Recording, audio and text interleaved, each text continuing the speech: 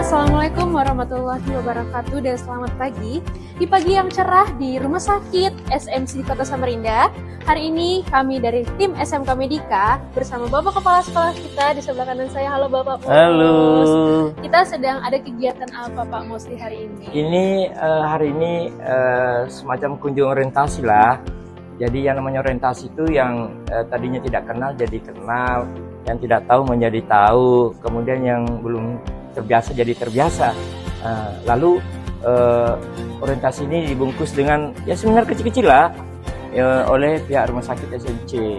Kalau mau besar harus punya jaringan kuat, kemudian powernya, kekuatannya juga harus kuat, finansinya harus kuat, pertemanannya harus kuat. Supaya apa? Supaya saling mengisi. Ketika SMK Medika kurang mungkin peralatan-peralatan yang biasa dipakai di rumah sakit, maka dengan kunjungan ini dia bisa ngelihat, kalau perlu bisa pinjam, bisa magang gitu. Jadi anak-anak kita yang sebanyak ini, woi, halo, iya, dia bisa tahu, kemudian nanti dipraktikkan ketika mereka bisa kerja. Senyum, siapa?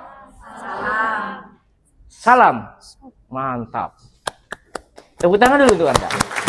BMW itu adalah mobil mewah. Tapi kalau endingnya SMK itu adalah bekerja, ya kan? Alumni SMK itu harus bekerja, wajib. Jadi bekerja keras, harus berkeringat. Yang kedua adalah melanjutkan studi. Bisa kerja sambil melanjutkan studi. Dan yang ketiga adalah berwirausaha. Itu alternatif ketiga. Bekerja, melanjutkan studi, dan berwirausaha. Tiga hal ini yang menjadi harapan itu. Yang penting adalah bagaimana kita akan dewasa, bisa berdiri di atas kaki sendiri, tidak berdiri di atas kaki orang lain. Oke. Boleh kasih semangat tuh dan dadah-dadah nih Pak, kasih saya. Dadah. SMK Medika. Spektakuler, berkarakter, memang beda, anti galau. Saya suka kalian. Yeay. Terima kasih, dadah.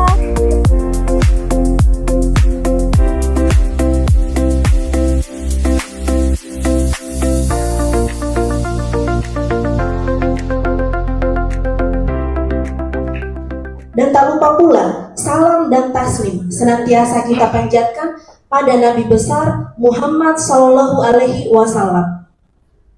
Tentunya kami berharap nantinya adik-adik sekalian saat melakukan hospital tour boleh mendapatkan pelajaran yang menambah ilmu ya, baik itu untuk kesehatan adik-adik maupun mungkin ke jenjang selanjutnya nanti siapa tahu ada yang mau jadi perawat, ya, ada yang mau jadi dokter. Jadi udah bisa tahu di rumah sakit itu ada lingkup apa saja. Supaya nanti Anda sepulang dari sini mendapatkan ilmu pengetahuan. Dan itu mudah-mudahan jadi berkah. Demikian saya ingin sampaikan. Sekali lagi terima kasih pihak SMC untuk dapat menerima kami. Kurang lebihnya mohon maaf. Billahi bisabil haq, fastabiqul khairat. Kita berlomba-lomba dalam berbuat kebaikan. Assalamualaikum warahmatullahi wabarakatuh. Selamat pagi. Kepada Ibu Dokter, waktu dan tempat dipersilahkan. Terima kasih atas kesempatan yang diberikan. Mungkin perkenalkan, nama saya Dr. Natalia Michael, selaku dokter jaga di rumah sakit. Tiba-tiba mungkin teman adik-adik di sini bisa lihat ya, misalnya, kok ini ada orang yang misalnya bapak atau ibu lagi olahraga, kok tiba-tiba langsung pingsan, nggak sadarkan diri. Nah itu barengan pada saat kita cek, yang saya bilang ini cepat banget, bukan menit, 1 sampai 10 bahkan sampai 20 detik kita harus cepat segera menilai, oh ini ternyata pada saat kita cek ini nggak sadar. Nah tidak ada denyut jantung, tidak bernapas. Nah ini yang tadi ya, ada nadi ini ya, arteri karotis. Kemudian tidak bernapas, itu yang kita, dadanya ada mengembang atau enggak. Nah itu berarti dikategorikan henti jantung, henti napas. Nah ini yang kita membutuhkan segera pertolongan pertama untuk. Siang Bu Dokter, saya Rizky Amelia, saya dari keperawatan 11C. Saya ingin bertanya, jika pasien kecelakaan keadaan tidak sadar henti jantung dan napas, saat kita mau melakukan RJP ada luka di area mulut, apakah kita tetap berikan bantuan pernapasan Bagaimana caranya sementara petugas kesehatan belum datang? Sekian, terima kasih. Terima kasih. Yang seperti saya jelasin juga di awal, yang kita bahas ini BHD, bantuan hidup dasar untuk serangan jantung. Makanya penetelasan tulang atau fraktur ini ya di daerah wajah itu bahaya. Kalau misalnya penting dan kita lakukan cek juga ini ya untuk sirkulasi hepatitis C, hepatitis B ataupun HIV. Jadi kita harus aman diri juga. Sudah bagus nih, sudah mau menjalankan, sekalinya berdarah-berdarah, langsung aja dengan tangan.